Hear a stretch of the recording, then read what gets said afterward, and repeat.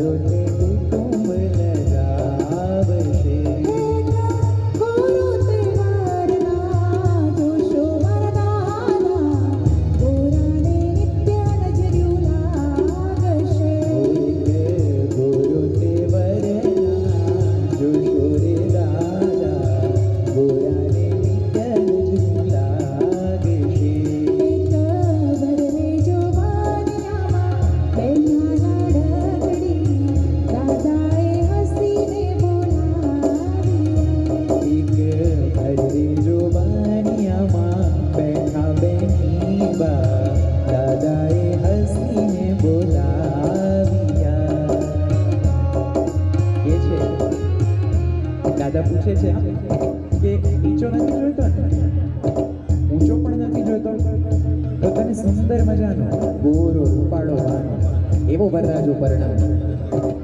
તો બેન કહે છે કે નાના દાદા, ગોરાને તો નિત્ય નજરું લાગશે. તો દાદા પાછા મજાક કરતા મશ્કરી કરતા કહે છે, તો શું કાળો પરણાવ? તો કે છે કે નાના દાદા, કાળો તો કુટુંબ લજાવશે, ઊંચો પણ ન જોઈએ, નીચો પણ વર ન જોઈએ, તો કેવો કાળો ધોળો એક પણ પ્રકારનો વર ન જોઈએ. હવે મનની ઈચ્છા છે એ આગળ દાદાની પાસે મૂકે છે. હા, સાંભળજો, મર્યાદાવશ શબ્દો છે બધા.